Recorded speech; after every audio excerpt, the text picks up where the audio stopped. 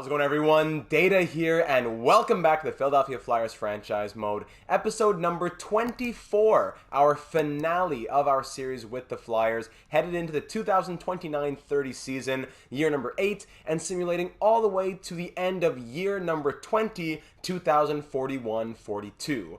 In the last one, we had an amazing live stream, the longest live stream in channel history at over 5 hours of length. There were highs, there were lows. We had a great postseason, a great regular season, very fun time. I really recommend that you check it out. Even if you want to just skim through it, because the timestamps are there if you would like, I would really recommend that you check it out. We had a 49, 28, and 5 record. William Nylander scored 80 points. We had great performances from guys like Keith Paco, Adam Boquist, a really solid season through and through. Now, before I get started, in these finale type episodes, we'll be simulating much more quickly than usual as we have 12 seasons to get through. So throughout the next few seasons, as you may have already known from the live stream or previous episodes, some things are set to auto because we are now transitioning from our role as general manager of the Flyers to president of hockey operations with the Flyers. We're no longer as hands-on in the operation.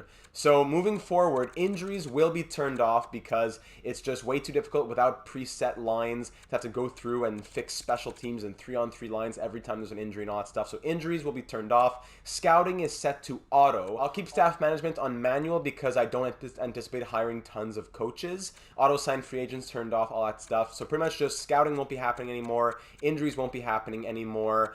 Scoring will be kept on medium. Draft class generated prospect quality, all that kept on medium. And everything else will be as it has always been. Simulating over the next 12 years, I will start each season by showing you the lines of the team. Then we will get into the record, the point totals, and into the playoff tree and how things went in the postseason, giving you an overview of our storylines as we're still following lots of our players here. We'll get to know many new players over the next 12 years, but of course we have our captain, Moritz Seider. We have our younger players, Brisebois, Parros, Peterson, Savoie, Paco, Hakana, Plekhanov, Vikingstad, lots of young talent on this team, Eve Gascon.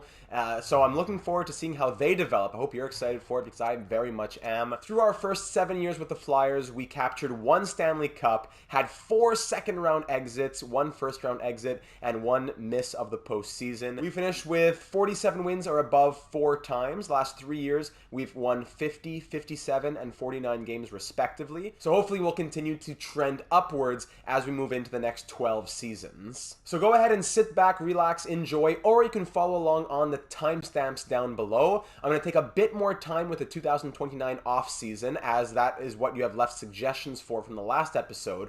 But after that, when I get into year number 8, it'll be kind of in that recap fashion. I'll be doing a lot of stuff off-screen and making you aware of it after the fact. I'll be doing a lot of my own stuff off screen and then making you aware of it after the fact as opposed to having you follow along with it. But all that being said, let's dive into the comments from that 5-hour live stream and see what the assistant general managers had to say. Joe says, what a live stream. Another novel from Joe. Do not go gentle into that good night. In fact, those words will be printed on the walls above everyone's lockers because we didn't, thanks to the 4th line. Tyler Madden has such a good story going right now. He's clearly making the lineup. So starting with the lineup, I think with these next few seasons about to fly by, we need to have Peterson on the first line center role over Savoie, strictly due to having better face-off winning percentage. Both are 25. Nylander's 33, Laine's 31. If we drop one of those two down to play on the second, both lines get an experienced early 30s winger, a mid-20s center, and an early 20s winger.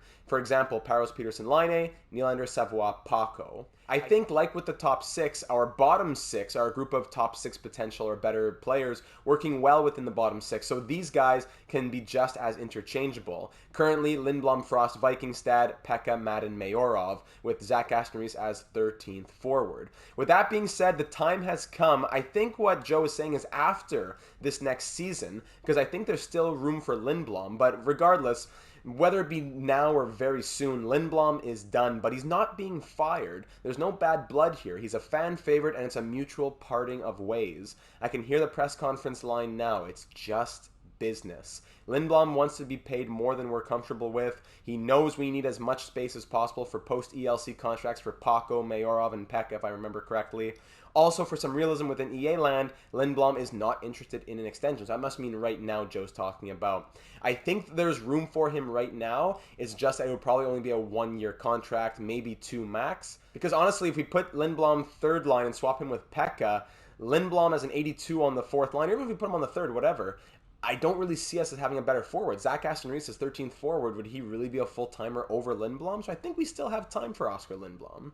Defense, we're thinking Brisebois, Sider, Plekhanov, Boquist, Kolyachonok, Kakana with Cal Foot as 7th D. Kolyachonok has been stuck at a 79, but he can definitely become a Broad Street bully. We're going to keep Demko and Gascon for right now. But unfortunately, we can't quite do what Joe is suggesting with the 42-42, 51-31 split because we can't really control that. All we can do is turn on auto goalie rotation and let the computer take the rest, because I'm not going to be pausing from the calendar, exit, change lines, back in the calendar multiple times a season. It's going to take far too long. For the draft, a lot of good thoughts here from the draft. I went ahead and pinned some of the players that Joe suggested. We'll be going after a lot of these guys and taking a lot of the suggestions that Joe gave. Awesome live stream. It was a blast. Please do more of these. I'm looking forward to them. Proud to have been a part of your longest live stream. Incredibly excited for what is to come. Can't wait. Much love. Joe, what a series of comments you have left. Thank you for your involvement in this series. Much, much love back to you. I'm also going to throw another comment on the screen here from Cheating Heel, another very long comment. I replied to it in the comments section, but I'm not going to take the time to go through it word by word, as this isn't really the 2029 offseason episode. It's the 12-year sim episode, so I'm not going to go too deeply into the comments. But it is a good one from Cheating Heel that essentially said that we should look to make a trade into the top 5, maybe 2 picks within the top 5 to get some forward and defensive talent. Maybe look to make a swap with Laine for Sveshnikov with the Hurricanes. I did look at it. Unfortunately, the Hurricanes don't have the salary cap space to take on Patrick Laine, nor would the trade work out if we took money back the other way. I did look at it, but it didn't work out. Head coach, try to find a better chemistry fit guy, but if not, we got to find players who fit this guy's system. And of course, it was a long comment, but there was a lot to go through after a 5-hour stream. So it's Cheating Heel. Thank you for leaving it. Not as much time to deal with it in episode, but I took the time to reply off screen. And last thoughts for this offseason, going over to Ryan on the Discord server, who says, I would 1 year 85% Lindblom. He's a locker room guy, and it's a discount anyway. Etch also adds, yeah, you can't break up that fourth line. Absolute perfect energy line with Lindblom, Madden, and Mayoral. That's another reason why I think Lindblom would want to stay, despite him not wanting an extension, but that's very often the case in EA land, where players don't want extensions, even after they break Gretzky's records. But all that having been said, we're ready to head into the 2029 off-season. We'll do some contract extensions after the fact, but first things first, let's do the draft. Now, I'll be curious to see if any of the top 5 picks are up for grabs. Maybe we move Laine in a deal like that, but as the more I think about it, the more I think, no one moving their pick in the top 5. So, for example, if we moved Laine out, because Cheating Heel left in another comment, maybe we just trade draft picks for Sveshnikov and then get Laine on another team afterwards. The thing is, I don't think I want to bring in a Laine replacement right now. I want Laine to play out his contract and then get replaced by players in our system already. We have elite players on our second and third line who can replace him down the road. So I don't think we need to make a trade for another top 6 player who would be here long term. That being said, no picks in the top 10 even want to be traded here. So I think we'll just go ahead and start simulating through. Pick number 1, the Calgary Flames get their franchise prospect, Magnus Sundin, I believe. Yes, an 82 overall franchise sniper, 5-star shooting, all 92s right there, beautiful. Yeah, 5'9" sniper. Over on the Vegas Golden Knights, 81 overall, medium elite power forward, Jackson Kessler, also 5-star shooting, 6'3", great prospect there. I don't think we'll be making any trades within the top 10. As I said at the beginning of the video, I want to go through these drafts a bit more quickly and show you what I did as opposed to showing you the entire process. But I don't think we'll be making any trades for top 5 picks. The interesting players are the guys who are NHL ready and 1 year away. So any of those teams at, in the early teens want to trade their picks, we could think about that. If not, we'll just use our own picks. Anyone after 10? Closest pick would be pick number 14. So I'm going to sim to pick number 14, see who's around. If nobody, I'll show you who we take with our later first round picks at 19 and or 23. So making a trade here with the Hurricanes for the 15th overall pick, 23, a 6th next year, and a couple of prospects. Trade accepted. Thank you very much, Carolina. At 13 and 14, the guy that I wanted didn't go. I thought that he would, but he didn't. And those picks weren't up for grabs in the end. They ended up getting traded to other teams. Bouleris, who our scouts have ranked 12th, and Central Scouting at 14, has dropped to number 15. Logan Bouleris, he is NHL ready, 18 years of age, defensive defenseman. Get in here, big boy. Welcome to Philadelphia. You are 76 overall, medium top 4D, defensive defenseman. Great. Very, very excited for that pick right there. A great value selection for us. And we'll go ahead and make our other pick at pick number 19 as we get to hang on to that one. Honestly, I think I'll just drop down a few picks because I wouldn't mind recouping. Like, I'll swap picks with Arizona for pick 22 and then also get like a 7th round pick because I would have wanted some other later picks in this draft. So 19 to Arizona for 22, and you throw in a 7th round pick at 214 for whoever we want to take a shot on later. Thank you very much. Maybe this guy, Sven Lundberg, would be also medium top 6, but now we're getting into risks. So I think we'll just go take a guaranteed guy. We'll go for low.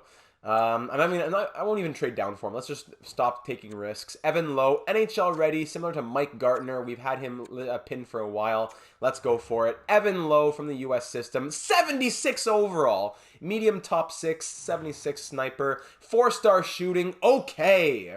What? And another value pick right there. Thank you very much. Another value selection. So we'll sim to the next round. Lehigh Valley is going to be great next season. Some good prospects getting in there. Looking to make a swap here with the Canadians for pick number 36. I still don't want to move it. I wouldn't normally trade so much value. 2/3, a 5th, a prospect. It's a lot of value. I'm going to move into next year's picks, the year after this one. I normally wouldn't do it, but it's a very good prospect here that we'll be selecting at pick number 36. I think we'll go for the defenseman, but that center is tempting. Just we have a lot of players. I think the defense is what we need a little bit more. We're lacking there. So 73 overall, medium top 4, defensive defenseman, 18 years of age. A wonky prospect, it looks like. 87 stick checking. Yeah, not ideal. I'm not a big fan of the wonky prospects. But we'll see what happens. Regardless, it's a medium top 4D, and it is a value pick. But that concludes the draft. We end up taking just a little handful of players. No goalies, mostly forwards. Just a few guys we wanted to take, not necessarily the best players available. Now we can go ahead and move into the re-sign phase. So here in the re-sign phase, what I'll be doing each season is just giving you a recap of what I'm going to try to do, not go through the entire process of the signings as usual. Forsling will walk, Lindblom, Aston Maurice, Foote, Douglas, Madden will all be offered contracts. Robertson will walk, probably a lot of these depth guys will walk as well, and our unsigned prospects will be given contracts. The RFAs, Mayorov and Pekka will both be given contracts. Some of these AHL guys will get offers. Enright will walk. Unfortunately, he never really grew. Same for Tomala. That's pretty much it right there. And for the goaltenders, we know that Gascon will get a contract, Clefbaum will get a contract. Everyone's going to get a contract, just that Giguère is probably the odd man out, so that we can have Clefbaum grow in the AHL. All right, so having advanced a few days now, we got a lot of contracts signed up. Wayne Peterson extension going to be coming in soon. Gustav Forsling, instead of going out and getting a new third pair left D, Forsling wasn't bad. And you know what? For a 1-year deal of 4.45, we can afford him. So I said, why not? Let's sign him up. And he is back for one more season. I thought he was going to leave. Lindblom, 2 years at 2.15. We get him for over like $2 million cheaper than he was coming at previously. Mayorov and Pekka will come later. Cal Foote, expensive, but that's what defensemen cost deeper into franchise mode. Zach Aston Reese and Tyler Madden were just milking so much money out of the Flyers organization here, but unfortunately we got to pay them because they were good depth and fourth line options for us. Aside from that, everyone else is signed on and good to go. Also, while we're still in the offseason, I'm going to send out some contract extensions to players who are coming up. We have $34.285 million of extension dollars. Keith Paco's already an 84. He's only going to keep growing. For 8 years, he would take $6.2 million. 85% is $5.27. I think he's going to be like a second, third, middle six guy for his career. I don't see him being a first-line guy. So I think giving him a big contract right now of about $5.75 million would be more than fair. 85% is $5.27. He's asking for $6.2. I think 8 years at $5.75 is a very fair contract for Keith Paco. Hopefully he keeps up the pace that he's been on. 81. I would send out an extension to Wayne Peterson, but he doesn't seem to be growing past 85. So I think, 8 years, what's 11.5 million. I think we can wait on him and qualify if necessary. And the rest of the team, we can go ahead and wait on them. Nylander still wants 10 million. So I don't think I'll send out any other extension offers, but I sent out the extension to Paco. I sent out contracts to Mayorov and Pekka. And I did go ahead and get a new head coach, Alan Gagliardi. He is A- rated, which, and this guy, okay, yeah, perfect. I didn't want to sign him anyways. He's A- rated. Got some depth guys, Joey Pekka, Keith Paco, Mayorov, bang, all signed on. Beautiful. So I was looking at some other options, but the thing is, for the coach, yes, we go from A+ to A-, but this guy has a much better fit with Moritz Seider, which is the key for us long term. So he has a very good fit, maybe not with the team as a whole, but we're going to wait until we see how the team actually looks. Seider has a big plus on that first pair as opposed to what he previously was. So Gagliardi will be head coach to start the season. Hopefully it works out. Dainton will be associate coach. Rasu as the assistant coach, associate assistants, and then Claude Giroux, the NHL goalie coach. And there's the order of coaching, because we lost our A-rated assistant coach, so now Rasu becomes our new A-rated assistant coach. Giroux's there, Dainton moves to associate, and Gagliardi an A- NHL head coach with A offense, A- defense, and a much better fit with Moritz Seider. So everyone's signed up, the coaching staff's ready to go. Let's see how this team looks, headed into our first year of our long-term simulation as president of Hockey Ops here in Philadelphia, year number 8. Year number 8, and we are ready to rock and roll with our new head coach. Our top 6 gets +5s on both lines. Very good to see that. Nylander, Peterson, Laine on the first. Vikingstad getting the second line spot now at 19 years of age in his sophomore season with Savoie and Parros. Third line, Pekka, Frost, Paco. Fourth line, the notorious fourth line from last postseason, Mayorov, Madden, and Lindblom, who is moving into his 13th season, I believe, as a Philadelphia Flyer.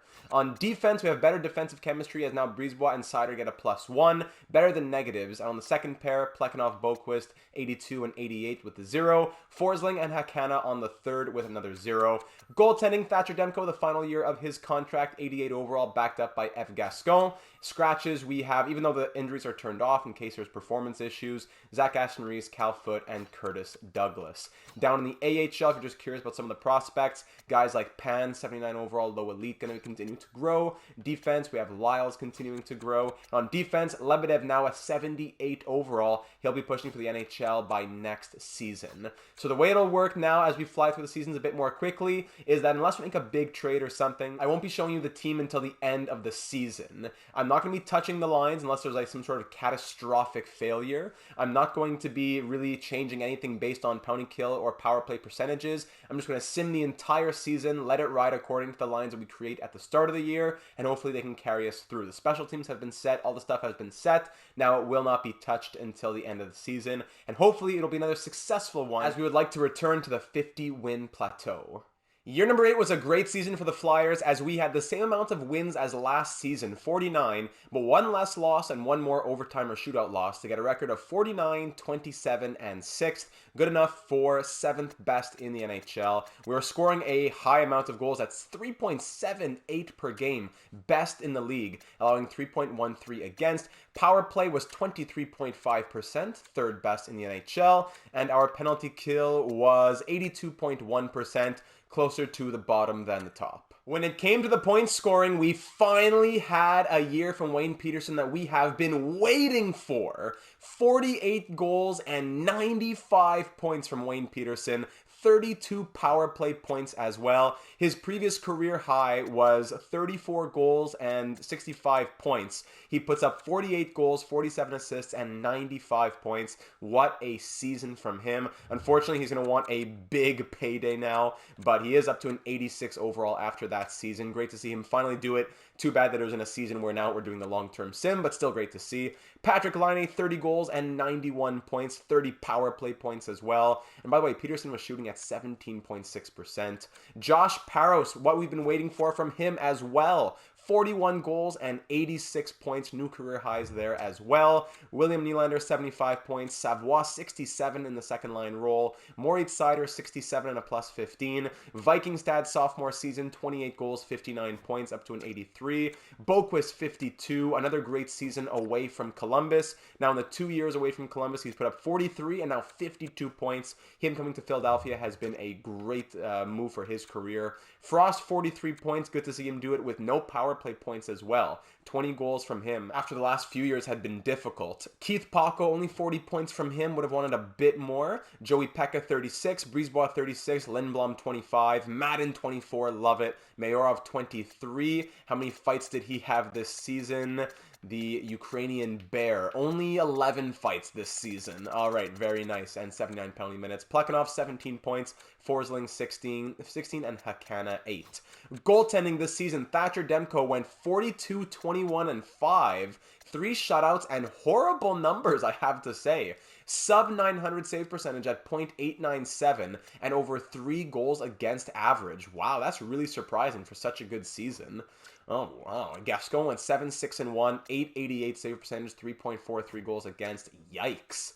Hopefully he can turn it around a little bit, but definitely the scoring that carried us through this season. But in the postseason, the Flyers lost in round number 1 to the Rangers. We won game 1 by a score of 8-1 and then lost 4 consecutive games to the Rangers to get eliminated in 5 games in round number 1. Really disgusting stuff. The Rangers are going to lose to the Blue Jackets, who lost to the Maple Leafs, who went on to win the Stanley Cup. In the postseason scoring, Adam Boquist had 7 points in 5 games. Vikingstad and Nylander both with 6. Paco and Seider with 5. Peterson, Parros with 4. A lot of 3s, 2s, and 1s after that. Patrick Laine, 3 assists and no goals. Very disgusting, as that's the word we like to use a lot around here. Parros had 2 goals, all right. And goaltending, Thatcher Demko, congrats, buddy. 841 save percentage, 4.78 goals against average. Yeah, we probably could have gone Gascon and stuff like that, but I have to abide by the new rules of more of a hands-off approach. I set the lineup, and it goes from there. Demko was our starter.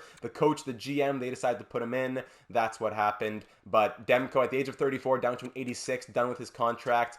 He was a hero when we won our Stanley Cup in 2027, but really downhill the last 3 years. Trying a deal here with the Bruins. They want to trade the 3rd overall pick. Can I give you 25, 40, a prospect, and 2 players we won't be re-signing? They still don't want to do this. There's a really good offensive defenseman that I would love to take at 3rd overall who's available. I'm going to try to make this trade work. Let's see what the Bruins say to this for a 5th and a 7th. Quite close to fair value. Just the 5th. Trade accepted. Wow, that's a big deal right there. Definitely hurts our draft capital for this year and next year, but 84 overall players just went 1 and 2, and this is a crazy prospect here at 3. This defenseman, Easton Reese, a 6'3" offensive defenseman who put up big numbers, A+ puck skills, shooting, everything, B defense, which will grow, NHL ready, similar to PK Subban. We know Forsling is out, so he's the right D of the future. Number 2, once Adam Boquist leaves, and number 1 once Moritz Seider leaves in the far, far future. But Easton Reese, a big pick for us. This guy, medium elite sniper, also really tempting, but I think our forwards are set. It's more the defense. I know I'd prefer left D over right D, but this is just a guy who could explode offensively. Easton Reese, welcome to Philadelphia. You are 79 overall, as expected. Maybe not NHL ready for this year, but numbers like that, X factors like that, I think this guy could be someone who really puts up crazy numbers in the simulation engine.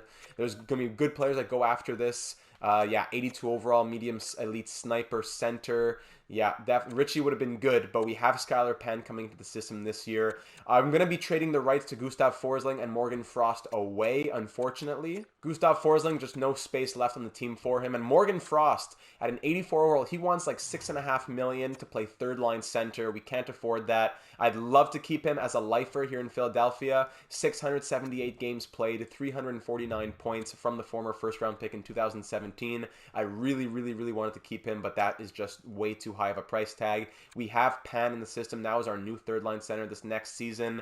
And yeah, that prospect would have been good, but I'm still committed to Peterson and Savoie moving forward. Maybe we need a new 2nd-line center. Savoie goes to the wing. There's a lot of different things we've considered, but I'm sticking with my choice right there as president of Hockey Ops. He is another top forward guy for us of the future, and I'm very happy to have Reese on board. In the offseason, the contract situation was very difficult, but we got William Nylander signed on for 2 more years at $8.95 million, as well as, I'm not sure why he's not showing in the system. Yeah, in the system for some reason right now. Wayne Peterson, I tried to go 8 years. He was just not having it, wanted way too much money. We couldn't afford it for right now, so I went shorter term, 3 years, $33 million, paying him $11 million per season. We'll have to reevaluate in 3 years. It was very difficult even to get him signed on at all. So if he wants to get that money, he's got to keep showing it, because I'm not giving him like $18 million after one really good season. And the last move in the offseason was getting a starting goalie for 1 year. Ilya Sorokin, 1 year, $7 million.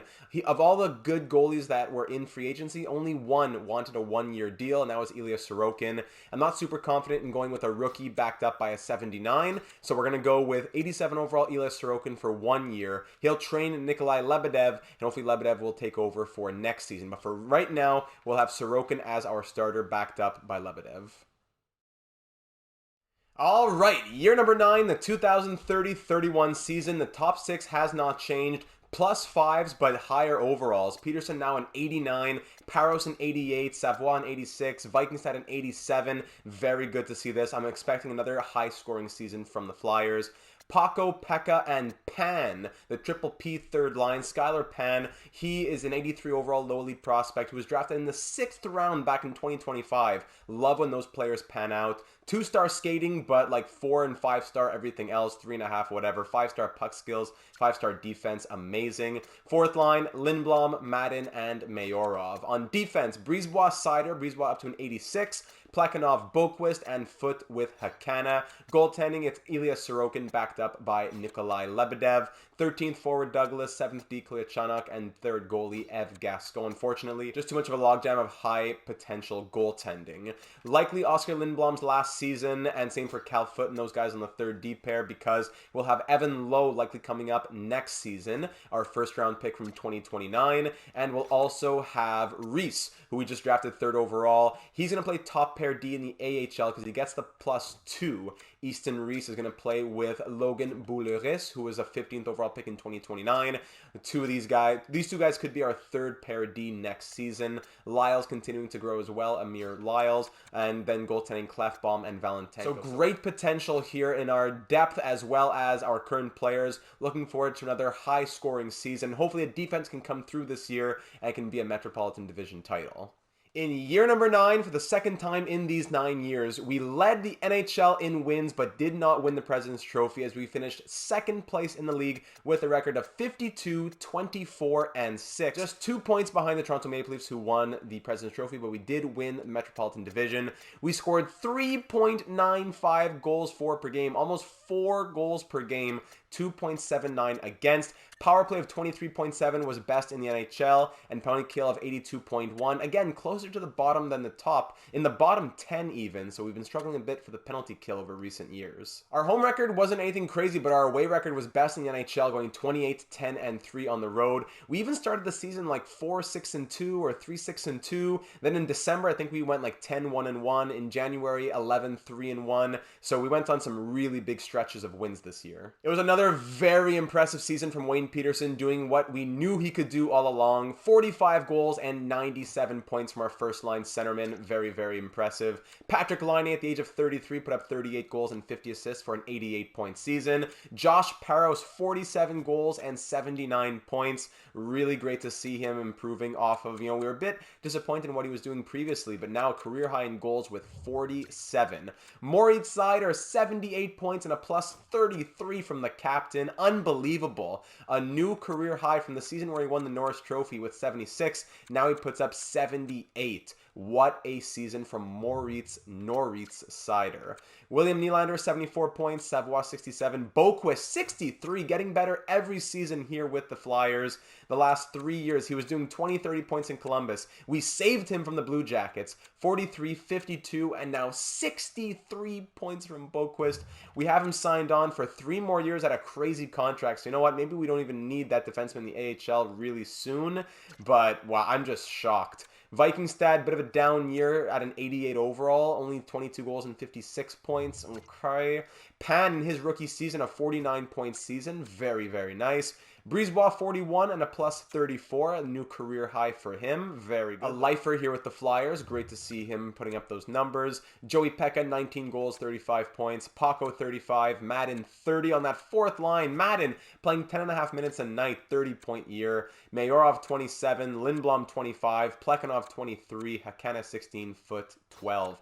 Goaltending this season, Ilya Sorokin, 44, 18, and 2. 5 shutouts, 906 save percentage, 2.73 goals against average. Better than Thatcher Demko was. And Nikolai Lebedev goes 8, 7, and 4 in his rookie season as a backup with 2 shutouts, 900 save percentage, and 2.82 goals against average. In the entire NHL, Wayne Peterson finished 4th in scoring with his 97 points, and Moritz Seider led the defenseman in points in the NHL with 78, 7 more than Adam Fox, so hopefully this will be his second Norris Trophy now at the age of 30. And in the postseason, I'm going to slow it down a little bit because here we are in the Stanley Cup final in 2031. In round number 1, we took down the Senators in 5. We then faced our rivals, the Rangers, who eliminated us the last 2 years. We beat them in 5. Then in the Eastern Conference final, we faced the Washington Capitals. History has said that when these two teams meet, if one sweeps the other, that team goes on to win the Cup. We swept the Capitals in the Eastern Conference final. Now here we are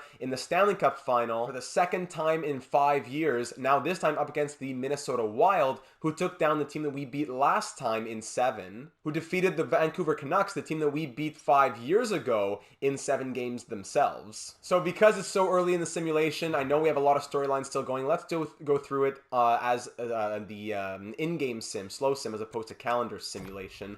First period 2-2, second period 4-4, third period ends tied, shots 34-30 for Minnesota, Game 1 Stanley Cup final, overtime, power play Philly, killed off by the Wild, power play Minnesota now, killed off, now I'm back to power play for Philadelphia once more, 3 power plays, bing, bang, bong, tic-tac-toe, back and forth, all 3 killed off. Power play Minnesota now, their second of the period. Each team getting 2 power play opportunities in this first overtime, neither converting. Final 2 minutes of the first overtime, and the Wild win it. Cam York, former Flyer Cam York, with 8 seconds left in the first overtime, and we lose Game 1 by a score of 5-4. Patrick Laine had 2 goals and an assist, but Kaprizov and York were the heroes in this one. Game number 2 now, still at home. First period 0-0, second period 1-1. Paco and Couture, Sean Couture, former Flyers, Sean Couture and Cam York both out here. Third period, we're up 2-1, and this one ends 3-1 as Oscar Lindblom adds a shorthanded goal as well. 3-1 victory, and the series is tied at 1. Game 3 now on the road in Minnesota. First period, 2-1 Flyers. Second period, 3-1 Flyers, William Nylander. And third period, no scoring there. Shots end 32-27 in Minnesota's favor, but the Flyers win at 3-1, and we're up 2-1 in the series. At the XL Energy Center for game number 4, we're coming off back-to-back 3-1 wins. First period, 3-2 Flyers. Second period, 4-3 Flyers. Goal apiece there in the third. And the second, excuse me. Now in the third, we're up by 1. And it ends 5-5. We're headed to overtime. Paro scores 1, but then 2 goals from the Wild. They were down 5-3. They scored 2 goals in the final 10 minutes. And the shots are 41-24 Philly, but we're off to overtime. A goal for the Flyers puts them up 3-1 in the series. A goal for Minnesota ties it. And there is Jacob Trouba tying it up. 6 goals on 27 shots, and we have a 2-2 series. Game number 5 now, back in Philadelphia. First period, 1-0 Mini. Second period, 3-2 Flyers, big comeback period. 2 power play goals, Vikingstad and Laine. Mayorov putting us ahead. 3-2 Philly here in the third, and it ends 4-2 as Vikingstad adds his second, both coming on the power play, and the Flyers now lead this series 3-2. In Minnesota for Game 6 of the 2031 Stanley Cup Final with a chance to end it on the road. First period, 1-0 Flyers. Patrick Laine has been a goal-scoring machine this postseason. Second period, 2-1. Lack ties it up in the power play, then Matthew Savoie puts us back up. 2-1 here in the third period, outshooting the Wild. Power plays for each team killed off. 5 minutes in and we're still on to a 1-goal lead, but the shots are very tight. 10 minutes to go in the third period. Power play Philly, killed off by the Wild. But Joey Pekka may have put his head in. Josh Parros extends the lead to a 3-goal lead. And the Flyers are up 4-1 with just seconds to go in Game 6 of the Stanley Cup Final. The final seconds ticking away now here in Minnesota. And for the second time in 5 years, your Stanley Cup champion is the Philadelphia Flyers. I can't even speak properly. Your champions are the Flyers, obviously. Just an amazing feat to have accomplished here on the road. We did it in 7 games in 2027, and now here in 2031. So 2027, now, excuse me, for 4 years later, for 2 cups in 5 years. Another 50-plus win season. Many of the same players that were here with us 4 years ago. Now 2 cups in 5 years for this franchise. Moritz Seider, his first as the captain of the team. Claude Giroux led him, guided him. Look at the fro on Vikingstad as well. What a guy. Great. He's one of the rookies who, not a rookie anymore, one of the players who wasn't here previously. I can't get my sentence structures correct here. And the Conn Smythe, my money's on Patrick Laine. He had, I think, 18 goals in 20 games. Look at that beard. My goodness, from Paros. Sheesh. Paco getting the cup, Pekka getting the cup. Patrick Laine awarded the Conn Smythe. The stats are not correct. We'll have to check it out later. With the A on his jersey, Patrick Laine, in the final year of the 6-year contract he signed with us in free agency, he now gets 2 Stanley Cup rings and a Conn Smythe trophy. A very productive 6 years with the Flyers in Philadelphia. But now another Stanley Cup. Moritz Seider, the captain, he was left for dead in Detroit. They didn't want to let him even onto the NHL roster. He gets traded to Philadelphia, his second Stanley Cup ring, and now his first with this C on his chest, raising it here in Minnesota. Ilya Sorokin getting a Stanley Cup as well, signing a 1-year deal. Very good decision on his part. Gary calls over Moritz, and Seider raises the cup. The first German captain in NHL history to raise a Stanley Cup. Very well deserved from the defenseman who will likely be winning the Norris Trophy this season as well. Passes it over to Patrick Laine. An amazing Conn Smythe effort from him. I believe 18 goals. We'll have to check later, but what a postseason from him. We wouldn't have been here and won the cup without his contributions. Going next is Josh Paros. Look at that beard on him as well. He had a career year of 47 goals as well. Drafted here. Oh no, it's Hugo Brisebois. So Brisebois and Paros look identical in their generated faces. But Hugo Brisebois, the rookie who came here, now has 2 Stanley Cups playing top pair. He's developed very nicely in our system. Our defense was much better this year. And last but not least, it goes to Ilya Sorokin, the goalie who came on a 1-year deal. I doubt he comes back just because we don't have the room for him. But Ilya Sorokin, 1 year, $7 million for the 35-year-old veteran, and he gets to hoist possibly his first Stanley Cup over his head. What a decision to come to Philadelphia, and we're glad that we got him here. Everyone gathers around the cup now. Claude Giroux somewhere in there, even though they don't show the goalie coaches, but Claude Giroux gets a cup as coach. Snap a picture, ladies and gentlemen. It'll last a lifetime. Looking at the point totals now, yes, Patrick Laine, 18 goals and 29 points in 20 games. A very well-deserved Conn Smythe trophy from the 33-year-old. On, his expiring deal now, I don't know if we can bring him back. I'd sure like to. It was a great time having him here. I'm glad he did so much with us. Wayne Peterson over point per game, 23 and 20 from the first-line centerman.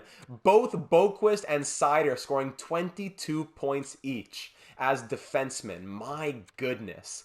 Crazy, crazy, crazy numbers. William Nylander, 18 points. Paros, 14. Same for Vikingstad. Skylar Pan, the rookie, 13 and 10. Savoie, 13. Paco, 12. Pekka with 4 goals, 11 points. Brisebois, Mayorov, Hakana. A lot of players getting their second rings out here. Plekhanov with a couple assists, 9 points. And goaltending, Sorokin, 16, 2-2, 917 save percentage, 2.48 goals against average. I wonder if he comes back. It'll depend on the goalie growth of the goalies in our system. So Stanley Cup victory for the Flyers. No President's Trophy this season, but that's all right. Looking at the awards, yes, Moritz Seider wins the Conn Smythe Trophy, his second in 5 years. Patrick Laine, the Conn Smythe, the James Norris to Moritz Seider, his second in 5 years. Patrick Laine winning the Conn Smythe. Any other awards down here for the Flyers? No, that's all right. Just like how Seider won the Norris when we won the Stanley Cup back in 2027, it seems like that is a good omen for us. In the offseason, nothing big at the draft, but we did get big extensions for the captain, Moritz Seider. He'll get paid $12.45 million for 5 more years after this next one. So a big upgrade for him. 2 Norris trophies, captain of the team, definitely deserves that. Patrick Laine gave him a 1-year extension, very expensive, 12.765, but he's still producing, coming off a Conn Smythe. He deserved that for 1 more year. Adam Boqvist now up to a 90 overall, getting paid 5.675. That's one of the best contracts in the league for 3 more years. Wayne Pearson still going. William Nylander, 1-year extension for the year after this one at 7.225. Viking stat extended for 4 more years at 8.250. Just a lot of salary stuff being taken care of. Lindblom signed on for another year. Pekka, Madden for a couple of years. A lot of the administration taken care of here in the offseason. No big changes to the team, just paying the upgrades that are deserved. But we will have to start thinking about getting some new faces in here as Nylander and Laine are getting older. Year number 10, here we go. The top 6 still the same as always. Nylander now down to an 87, playing with Laine and Peterson still at the +5. Paros, Savoie, Vikingstad on the second line. Third line, Pekka, Pan, and Paco. Skylar Pan up to an 85 overall on an expiring deal. The long-term plan, I think, would be to move Pan into a second-line center role, move Savoie to the wing, and move Vikingstad into Nylander's spot. Or Laine. Probably Laine after this season. Depends who leaves first, what kind of contracts are being asked for. Fourth line still, Lindblom, Madden, and Mayorov. Defense, Brisebois, Seider, 87 and 93 with a +1. Just monstrous. Second pair, Plekhanov and Boqvist at a 90. What a pickup he was. And third pair, the AHL first pair of last year, Bouleris at a 79 and Easton Reese, 83 overall at the age of 19. He'll likely swap out with Plekhanov soon. He really needs to grow, so he's going to get a lot of special teams time in addition to third pair defense. I was not anticipating such crazy growth from Adam Boqvist, so it makes it difficult for Easton Reese, but he is going to be a long-term guy for us. Between the pipes, we have 85 overall Nikolai Lebedev, the Estonian 4th-round pick in 2025, now our medium elite starter, backed up by Oscar Klefbom, the other Swedish Oscar Klefbom, a 2nd-round pick back in 2027. He is backing him up at an 83 overall. In the AHL, Evan Lowe isn't ready just yet at a 78, but he'll likely be in the NHL next season. On defense, we're still looking at guys like Lyles and Kaufman who are growing. And between the pipes, Eva Gascon now starting in the AHL. Didn't want to lose her, but we know that there are medium elite prospects who need to play, and Valentenko will back her up. So coming off 52 wins and a Stanley Cup, one of our last seasons with most of the gang being together. We have some new faces, but a lot of old faces. Let's try and go out on a high note. In year number 10, we had the winningest season in Flyers history. As for the first time with our time with the Flyers, and first time in franchise history as well, the Flyers captured the President's Trophy. From 1967 all the way to 2032, it was a long time coming, but the Flyers have finally clinched the President's Trophy as the top team in the league. 60 wins, 9 more than anyone else, 19 losses, 3 overtime or shootout losses, scoring 3.68 per game, 2.38 against per game. Power play 25%, best in the NHL, and penalty kill 88%, best in the NHL. Regular season scoring, another amazing season from Wayne Peterson, 101 points. One more season after this one on his contract. It's going to be very hard to keep him. He just keeps getting better. 95, 97, now 101 since we went from GM to President of Hockey Ops. 48 goal season from the first line centerman. William Nylander still got it. 90-point season from the 35-year-old. He's been here for quite a while now, and his playmaking just keeps getting better. New career high in points. No, second best season of his career as he scores 90 points this season. Patrick Laine still here, 37 goals, 88 points. Now a big drop off from the big three. Seider 58, Savoie 56, Brisebois 49, Vikingstad 48. Yeah, so I didn't touch the lines as much as I usually do this season. Maybe that was an issue. Maybe I'll change that moving forward, because you see Pan 46, Boqvist 45, not in the 60s this year.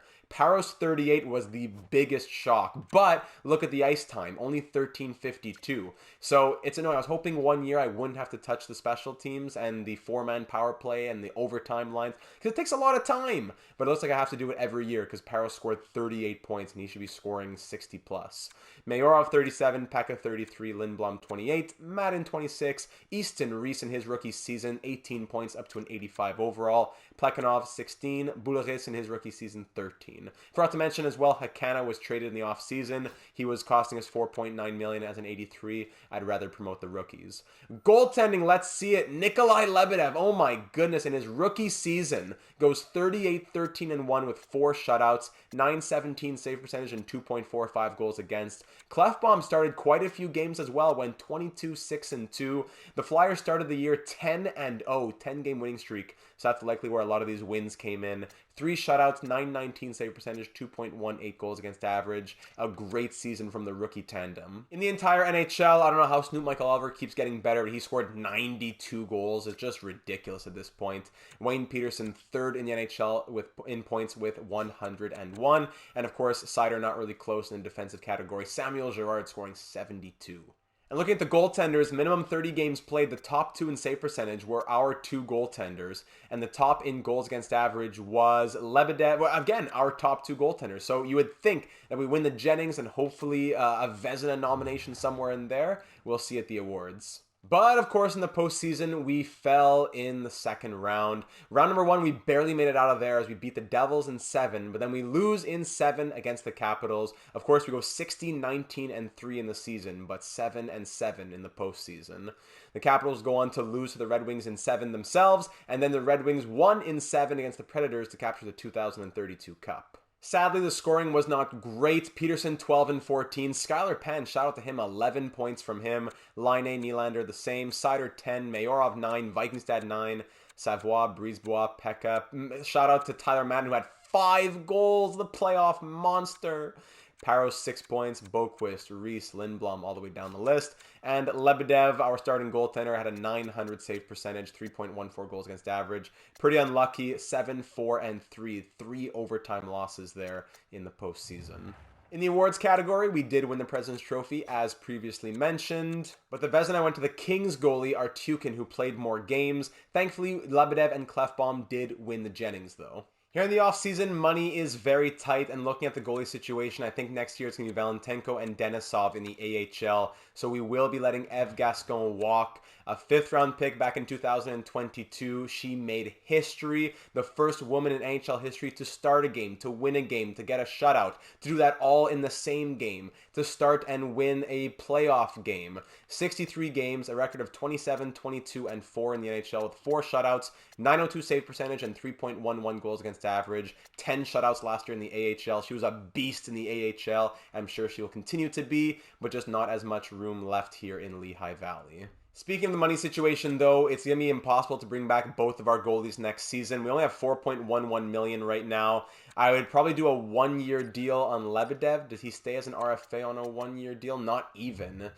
That's the hard part, because we're going to be moving on from Nylander and or Line after next season was the original plan, but we may have to move on from them right now to get the money to be able to sign one of those goalies long-term, probably Lebedev. So William Nylander will end his time here in Philadelphia with a lot of games played. He came here after being on the block in Toronto. He is the current franchise leader of active players for goals, assists, and points, coming off a 90-point season, so it really hurts to move on from him.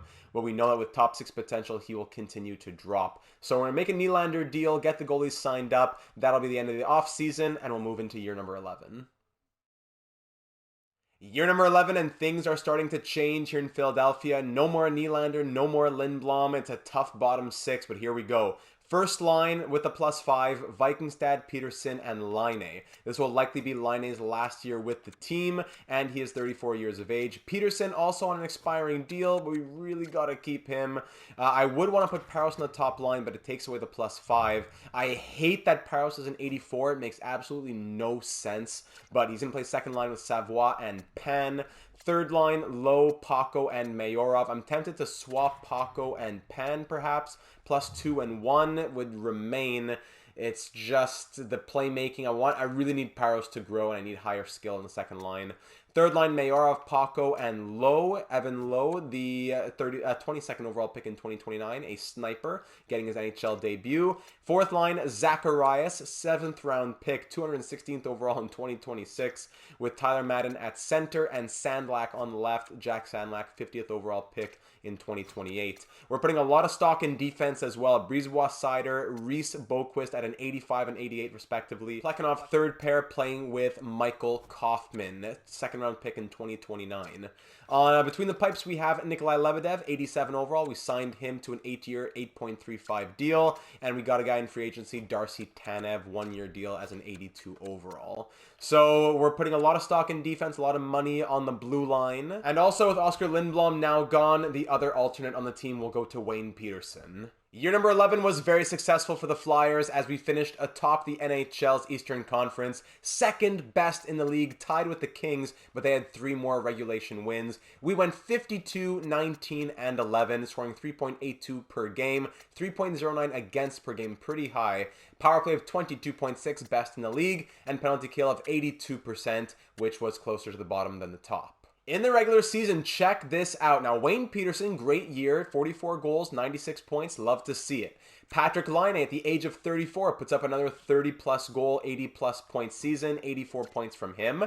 Skylar Pan puts up 20 goals and 61 assists. The 85 overall 6th-round pick, 5-star puck skills, and an 81-point season in just his 3rd year in the NHL. Absolutely crazy. Josh Parros, welcome back. 35 goals, 35 assists, 70 points from the now 84 overall. I don't care what his overall is. He's going to keep playing like a top 6+ player. Moritz Seider, 69 points from him with a plus 40. Hugo Brisebois, garde ça. 67 points. What a year from a now 87 overall. Way, way above his previous career highs. Love, love, love to see that. Hugo, félicitations.